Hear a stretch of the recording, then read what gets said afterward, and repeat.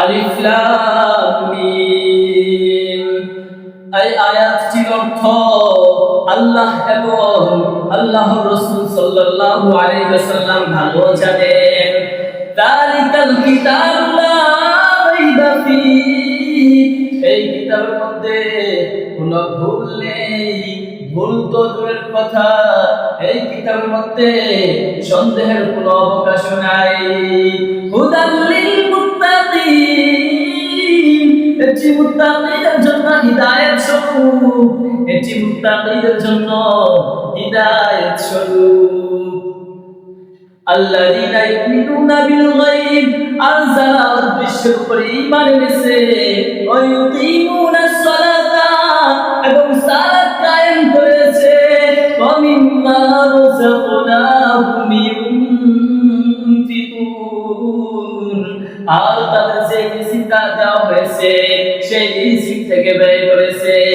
ওয়াল্লাযীনা ইউমিনুনা, এবং যারা ঈমান এনেছে, বিমা উনজিলা ইলাইকা, আপনার উপর অবতীর্ণ ওহীর, অর্থাৎ রাসূল সাল্লাল্লাহু আলাইহি সাল্লামের উপর অবতীর্ণ কুরআনের প্রতি ঈমান এনেছে। ওমা উনজিলা মিন ক্বাবলিকা, এবং আপনার পূর্ববর্তীদের উপর যে ওহী নাযিল হয়েছে সেই ওহীর উপরে ঈমান এনেছে। অর্থাৎ রাসূল সাল্লাল্লাহু আলাইহি সাল্লামের পূর্বে তাওরাত, জাবুর, ইনজিল সহ যত কিতাব নাযিল হয়েছে, যত ওয়াজিফা নাযিল হয়েছে, সেগুলোর উপর ঈমান এনেছে। ওয়াবিল আখিরাতি হুম ইউকিনুন, এবং নিঃসন্দেহ আখিরাতের প্রতি বিশ্বাস রেখেছে, আখিরাতের উপর বিশ্বাস এনেছে।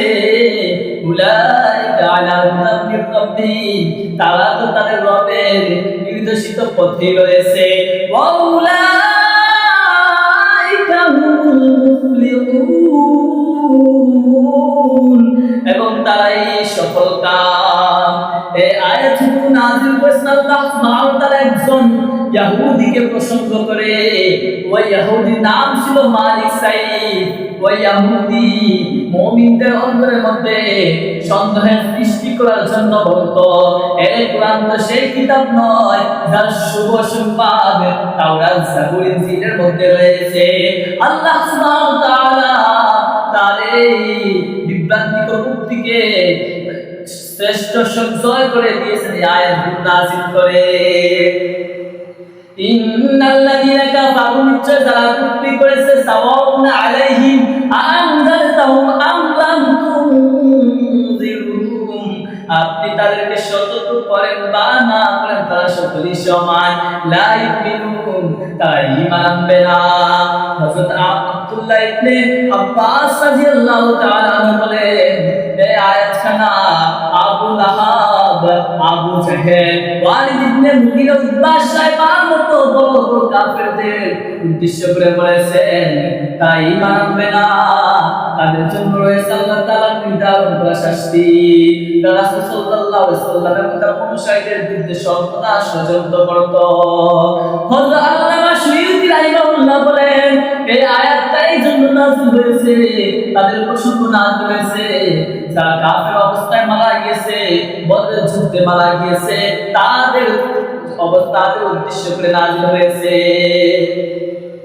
খতামাল্লাহু, আল্লাহ তার মোহর মেরে দিয়েছেন আলা কুলুবিহিম, তাদের কলবের মধ্যে, ওয়া আলা সামিইহিম, এবং তাদের কানের মধ্যে মোহর মেরে দিয়েছেন, ওয়া আলা আবসারিহিম গিশাওয়া, এবং তাদের চোখের সামনে পর্দা ফেলে দিয়েছেন।